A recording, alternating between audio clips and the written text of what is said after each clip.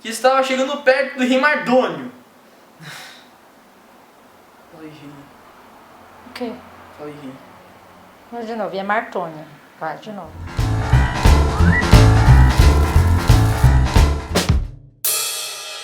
Olá!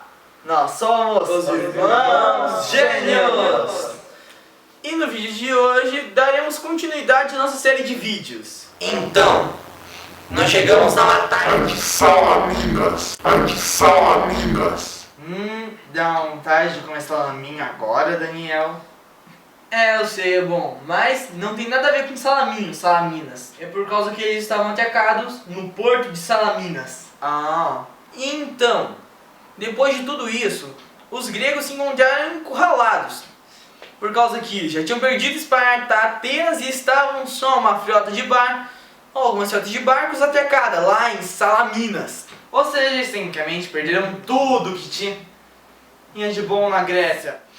Porém, o general grego Temístocles tinha uma ideia para conseguir dar um jeito de vencer os persas. Ele estudou o jeito que os persas guerreavam e ele viu que eles preferiam achar um traidor que esteja disposto a divulgar informações sobre como vencer os seus adversários, ao invés de fazer um confronto direto. Então ele utilizou isso ao seu favor. Ele mandou o seu servo mais fiel para poder divulgar essa informação ao rei Xerxes. E foi mais ou menos assim que isso aconteceu. Ei, rei Xerxes, eu tenho uma ideia que a gente pode usar para poder derrotar aqueles gregos. Fale, meu homem! Assim, nós podemos encurralá-los à noite. À noite todo mundo vai estar dormindo, ninguém vai perceber a gente chegando. Excelente ideia! Vamos!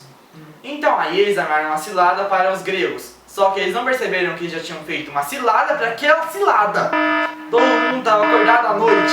E acabou sendo assim que eles perderam. Os persas perderam e os gregos venceram por causa disto.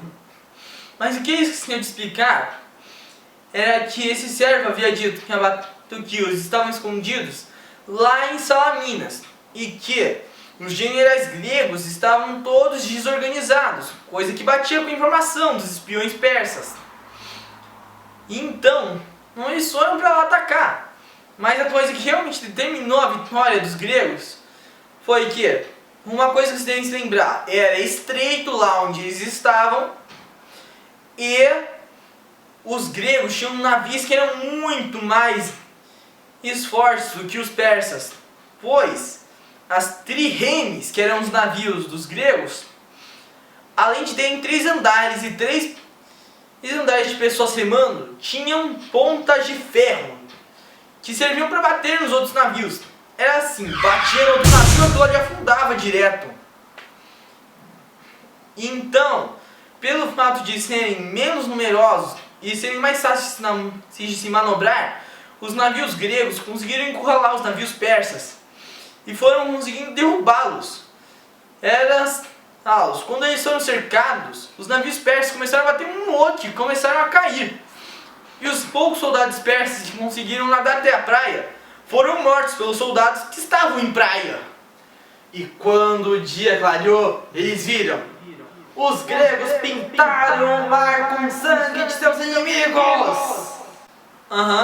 Essa vitória foi para os gregos. Depois de sofrer essa derrota, Xerxes achou que a cidade destruída de Atenas não era mais local para ser a moradia do futuro rei do mundo.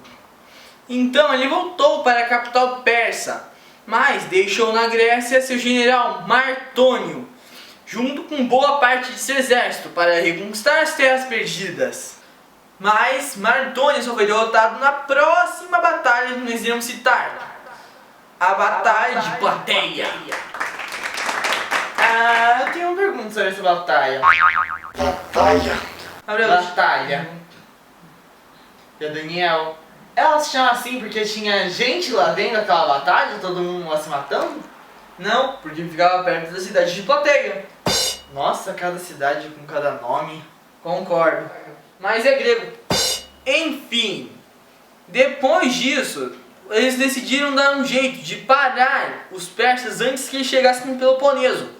Porque se eles chegassem no Peloponeso, aí era guerra perdida. Então o que eles fizeram? Os persas estavam acampados na margem de um rio, perto da cidade de Plateia. Então os gregos decidiram ficar na parte mais alta daquele lugar, que era mais perto de Plateia ainda. O exército era formado por espartanos, atenienses e um montão de gente que era de várias outras polis. Então eles ficaram lá por muito tempo, esperando para ver quem atacaria primeiro. Era, até aquele ponto, uma guerra para ver quem consegue esperar mais. Exatamente, porque eles ficaram mais de 5 dias sem fazer nada.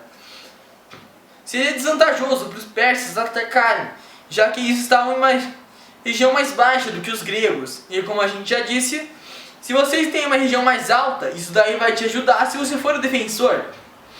Porém, se os gregos atacassem, poderia dar muito problema, por causa que eles tinham que enfrentar a grande cavalaria persa, que por estar em campo aberto, seria muito perigosa. Mas então, depois disso, o que aconteceu para eles começarem a avançar um pouco? Os persas decidiram mandar os seus arqueiros a cavalo para tentar intimidar um pouco os gregos e fazer com que eles desistissem. Mas não adiantou. Assim que eles chegaram lá, os gregos derrotaram eles e os mataram, o que deu incentivo para eles se posicionarem um pouco mais perto da localização dos persas. E isso poderia carregar algumas confusões para os gregos no futuro. Mas então, o que os persas fizeram para poder dar um jeito de afastá-los?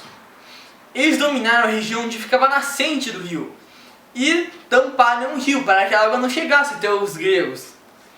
Eles eram igualzinhos aos castores, pegaram um montão de madeira, eles fizeram uma parede para não passar. Sendo assim, os gregos começaram a ficar sem água, sem comida. E então o que eles poderiam fazer? Eles não poderiam ficar lá, senão iam morrer de fome. Mas não poderiam avançar, por causa que havia um grande risco deles perderem feio aquela batalha. Então a melhor opção era eles recuarem.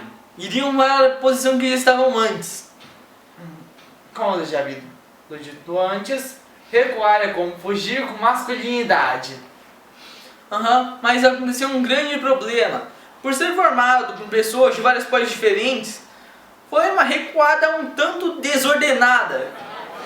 Então, quando Martônio viu isso, ele declarou que deveriam atacar enquanto os gregos estavam desordenados.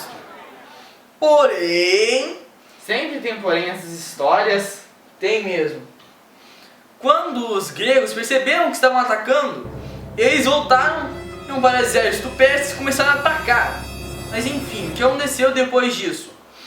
Os atenienses e as pessoas de outras polis que estavam lá começaram a atacar a infantaria persa, que por eles estarem na descida, eles acabaram correndo super rápido e se chocaram contra o exército persa, ajudando eles a chegar um pouco mais perto lá do Mardônio. E toda a cavalaria persa, por ordem de Mardônio, foi atacar os espartanos, que conseguiram se defender fazendo as falanges, que seria mais ou menos como uma parede de lanças. Se você viu o filme 300, sabe como é que sabe qual foi a informação que a gente está falando. Enfim, depois os persas deram um jeito. Depois que os espartanos deram um jeito na cavalaria persa, eles ajudaram as outras pessoas do exército a chegar mais perto do general Martônio. Mas a guerra foi finalizada do jeito mais inesperado possível. Ainda faltava muito para poder conseguirem chegar perto de Martônio. Mas foi aí que um espartano viu que tinha uma pedra no chão. Ele pegou e jogou na testa de Martônio. Os gregos ganharam ao estilo Davi, com uma pedra na testa. Depois que Martônio caiu morto no chão, os exércitos que tinha lá da Pérsia ficou totalmente desordenado. Os que ficaram para lutar acabaram morrendo.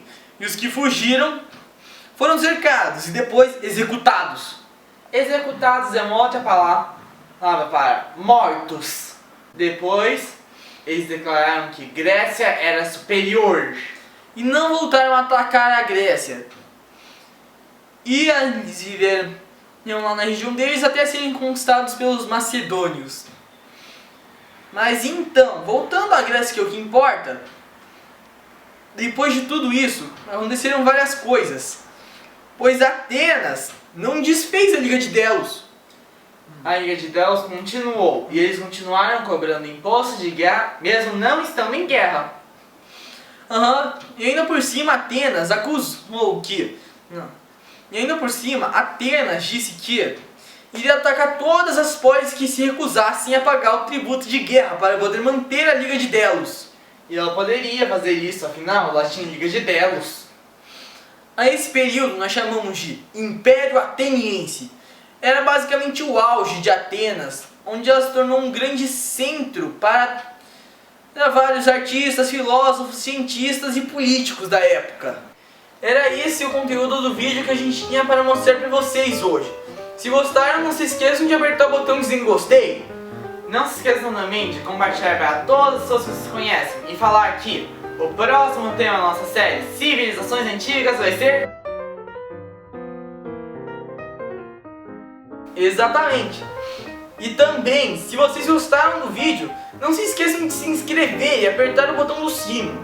Isso é muito importante, por causa que, se vocês fizerem isso, irão receber notificações de tudo que nós estamos fazendo aqui no YouTube. É isso! Sofia, com Deus, até o futuro! Tchau!